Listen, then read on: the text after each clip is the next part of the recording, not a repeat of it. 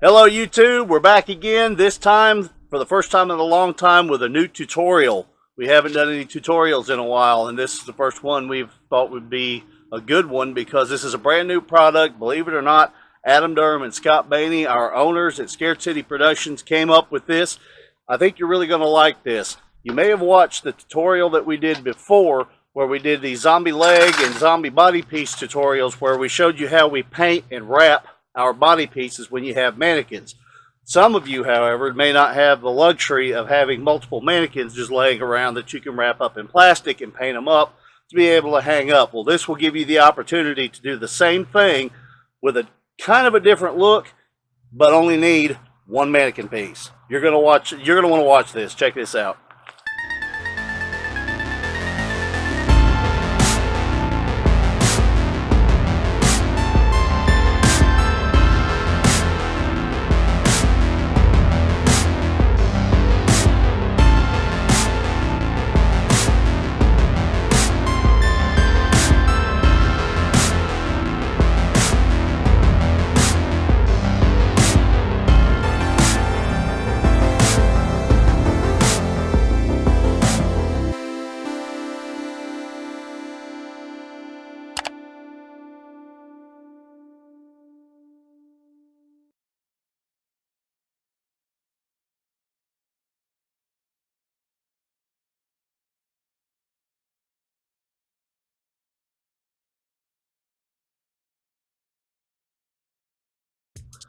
Alright, so today what we're going to be working on is a zombie leg piece that we're going to be taking and making out of this mannequin piece, which you can tell has been very well used.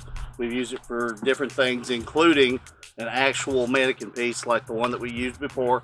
I'm going to include a link to the original zombie piece that we did where we show you how to put a skin and paint our other pieces when you want to turn this leg itself into a prop. But today what we're going to do is basically it's going to start off the same. You're going to take your plastic wrap and you're going to wrap this whole leg up. The only thing you have to remember is that unlike the other one, you have to get pretty thick with this one because this piece of plastic we're going to be pulling off.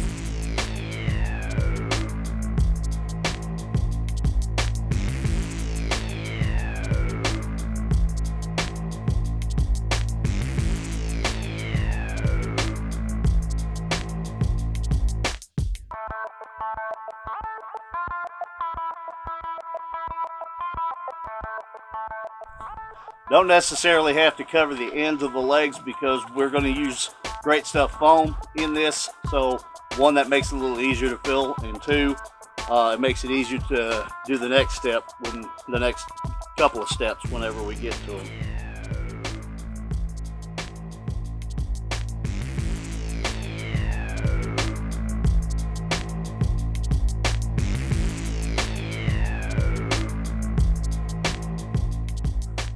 Okay, so far, nothing's really that different from what we've done in the past, except we've wrapped it up a little thicker than we have before, and we don't necessarily have any plastic on the ends of our piece right here because we're getting ready to pull this plastic off here in just a minute. Now on other body pieces, you may choose to, fill them in all the way. That's up to you. But we found in our experience it's just easier to do it this way. Next part is take the heat gun, melt the plastic to the leg, and again, quick safety tip, good thing we're outside. We don't want to breathe this stuff any more than we absolutely have to, so it's important to either do this where it's well ventilated or use a respirator while you do it. Thankfully, again, this is like day 2 of sunshine after 3 months of rain, so we're glad to get outside and be able to do this. Heat gun the leg. And when I do this, I try to make sure that I don't blow out too many holes in the leg itself. I want a few, but I don't want as many as I otherwise would if I was leaving the plastic or fiberglass mannequin piece in there, because the more holes you get, the more you're going to have to fill out and blow out whenever you put your Great Stuff foam in it. And you'll understand here in just a minute.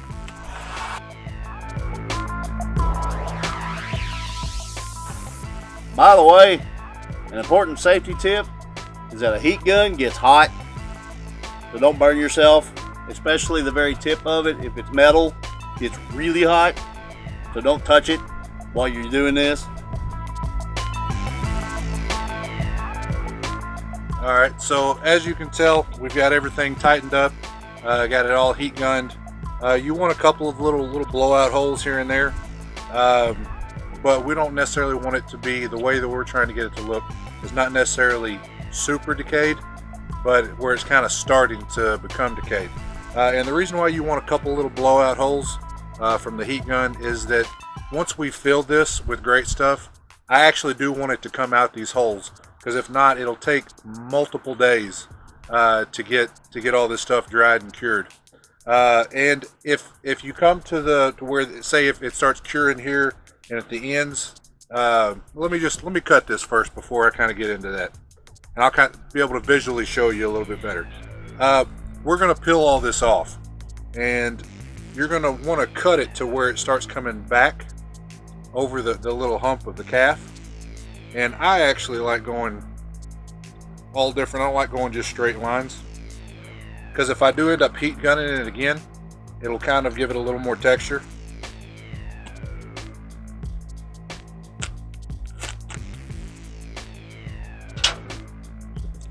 All right, so we're just going to literally just take this off, and I'm going to turn it inside out because I'm going to peel it.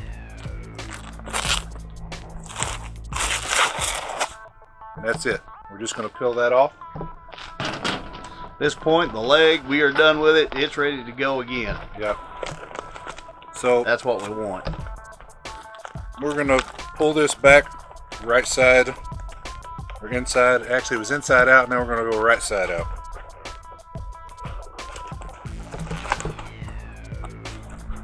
All right, so the nice thing, and the reason why you wanted it so thick, is that it'll actually come back to almost the shape that the mannequin leg itself was. And that's kind of what you want. And these little things, we can trim this up. That's not really a big deal. So at this point, we're going to start foaming it from the inside and then right here. And once it starts curing, this is going to harden up on this end, this is going to harden up on this end. So you're going to want these little blowout holes on the sides, like this right here, and it's going to come out the side. And if you don't have those, you're going to end up having to make those holes by cutting it, because if not, it'll take forever to cure. And you know, when we're sitting here trying to make all this stuff, we're trying to get it done as fast as possible, because we're either using it ourselves or we're trying to get it to actually make for a customer. So, you know, at this point, we're just going to start getting it ready to foam fill, but we're going to skip a couple of steps, and I'll show you what the finished part of foam filling it is. And you know, if you have any comments or anything, make sure you put it down below, and we'll be happy to answer anything that we can to help you along the way. All right, hey everybody, we are back. We're going to start with our next step. We are going to skip ahead just a little bit. I'm just going to explain a few things. So I ended up foaming everything on the inside and through right here. I filled all of that up. Now we end up kind of distressing a little bit of the foam. Once it starts trying to cure, we kind of push it down and mess it up just a little bit, just to give it a little more detail. And then I ended up putting flesh tone on top of the plastic, and then I spray painted red. So those are the only other steps that we're not going to show you. And again, we used great stuff, foam. So it's really good. It usually takes a day or two to cure if you've got enough vent holes and stuff for it. But we're just going to kind of skip ahead. I've already foamed some of the stuff up, but it'll be a day or two before we get to that. So any red paint, let me go ahead and get to that. Any dark red paint will work. Any flesh tone that you have. So, and once you get that, it'll actually last a really long time. So we got about a gallon of flesh tone, and it's lasted us about 2 years. The paint itself has probably made, I don't know, 150 to 200 pieces out of a gallon. And the gallon is usually pretty cheap. I get it at Walmart. It doesn't have to be an expensive kind of paint. Really, the most expensive stuff is the great stuff, and then the buying of the initial plastic. But once you get like the stain and the spray paint and all that, you're going to do multiple pieces off of those. So, you know, it does take a little bit of money to start up, but once you start doing it, it is definitely a lot cheaper than going off and purchasing a bunch of body parts. But so let's just kind of give a little, you know, what something would cost versus if you was to make it yourself. After you purchase everything, roughly what you'll have in each item, like this leg right here, will have somewhere in the ballpark of about $7 or $8 total in material and all that. And most of it, believe it or not, is the foam. And that's about $5 a can. The rest of the stuff, you're using very, very little. So it's going to last a while. So once we get it to the flesh tone and the red paint, what we use is a dark stain, and it's a gel stain. And the reason why we use that gel stain is so it's not as runny, and it's enough like runniness that it'll get into places that we need it to, but it's not just going to like drip off and pretty much coat everything else. So that's kind of why we like doing it. You could use probably regular stain, but we like using gel stain. So I mean, it moves around a little bit, but it's not like crazy. Not crazy about it. So again, we use cheap brushes, but we're going to get in there, and you're going to let it set for just a second. So I'm gonna get in here, and I'm gonna do a good little spot before I go off and wipe this stuff off. So, and this is a fairly fast process. We want to get some of this real quick.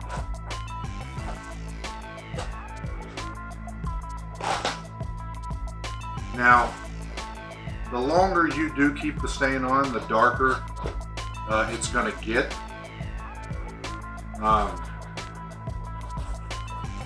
And if you don't like it, if for some reason it is a little too light for what you're trying to achieve, you can always put more on. So at this point, all I'm doing is going in, I'm just wiping it off. I'm going to keep some of the stuff in the deeper areas. So ultimately what it's going to end up looking like, it's going to kind of be like a tanned hide. So you can kind of already see that it's changing a little bit. I actually do want to keep a lot of the stuff in the holes.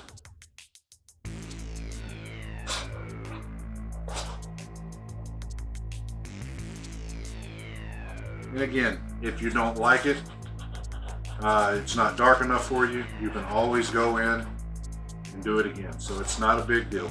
And something else that may happen, it doesn't happen all the time, and I'm kind of hoping that it does happen so I can kind of show you what I'm talking about, is that once you're doing this, something might come off, like the paint might come off the plastic. It's not a big deal. If that does happen to you, don't freak out. It is not that big of a deal. Literally, you can touch all this stuff up. Whether you just go off and put a little bit of paint back on it, more flesh tone back on it, or if you just decide, hey, I'm just going to put some spray paint on it. It's not really a big deal.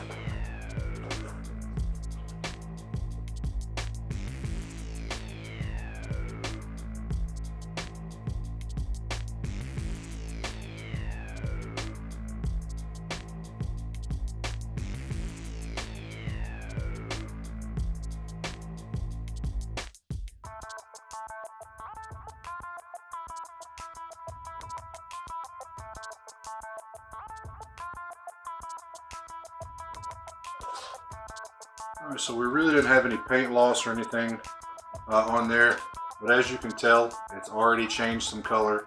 It's given it a more decayed look, and that's really what you're going for.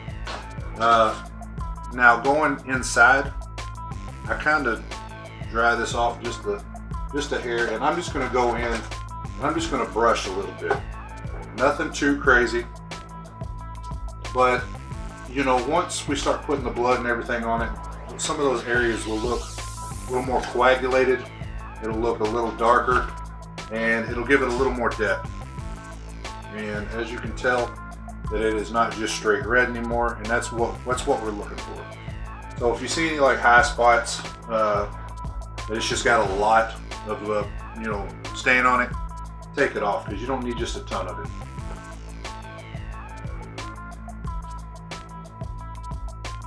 All right, so we're gonna let that dry for just a few minutes, and we'll come back here in just a second and go to our next step. And our next step, very easy, it's gonna be very quick. All we're doing is dry brushing. And as soon as we dry brush, it is ready for the next step at that point. So we've let this dry for just a little bit, and this is the flesh tone that we've literally been using for a couple of years now. And at this point, all I'm literally doing is going to be dry brushing. And what we're going to do with the dry brushing is just trying to highlight some of this top stuff. And we're just going to barely go over it.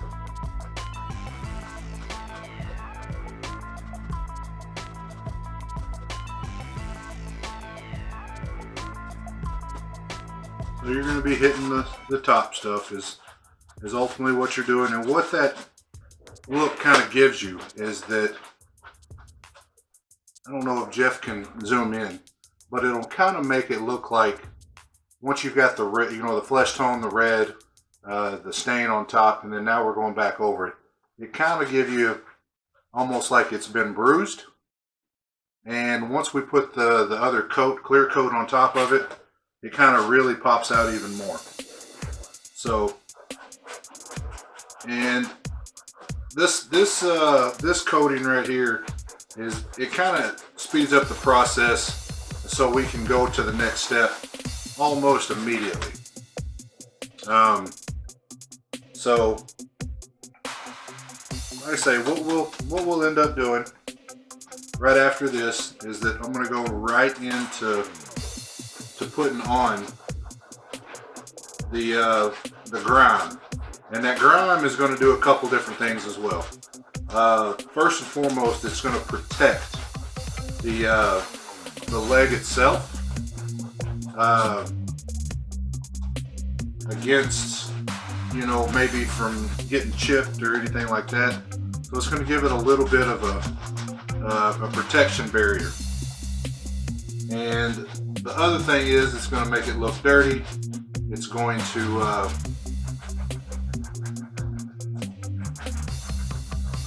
make it look dirty, and it's going to make it look kind of wet. And it allows, you know, if you've got low lighting, which most haunted houses have low lighting, it really picks up that low lighting very, very well.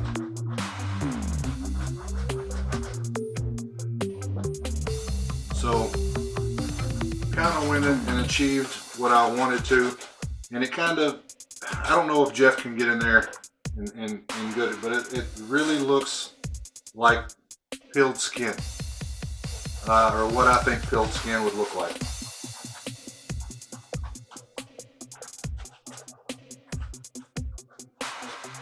Alright, so we've got that. That's the dry brushing step. So we're going to get kind of right into this. And I'm only going to do just like a little section at a time. And then I'll end up rotating all this. So I guess before I get into it, this is one of my favorite products, and Frag Props makes it. It's called grime. It makes it look dirty, makes it look wet. works really well in low lighting. It looks really good in bright lights. So we really like using this. And it's going to darken up the product a little bit, make it look a little dirty as well.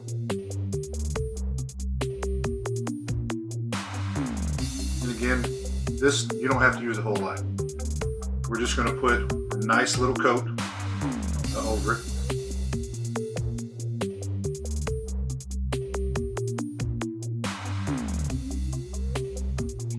I had actually already, apparently I didn't hit the record button, but I had already started painting the blood inside the blowout. And again, all you're doing is just putting it on. So it's not really a big deal that I didn't get to show that part. But we're going to go ahead and, similar to how I done the ground earlier, we're going to do it in sections because again, I'm inside. It's kind of cold out right now, so it's not going to dry real fast outside. And it's going to dry a lot faster even if I do it in stages. So I'm going to start going into the little cracks and crevices that we have. And I'm going to fill those up with blood. And just to give it a little more depth.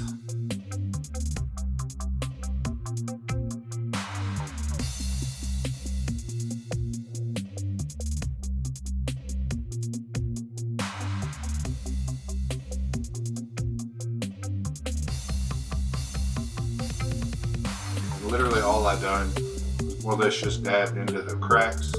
Tony would just be, dabbing real quick if he was here with us. But I'm gonna end up doing the other side, and I'll kind of show you that before I start painting the other side.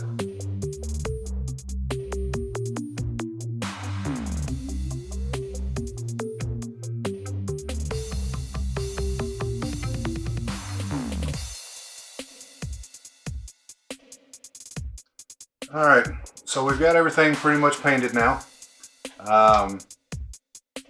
Right at the last little bit, once we get to our show, we'll end up grabbing a hold of it, putting some gloves on, and kind of dirtying up just a little bit more.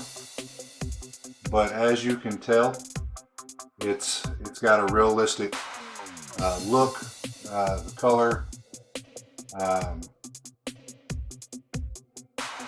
Just kind of real nasty and meaty in there.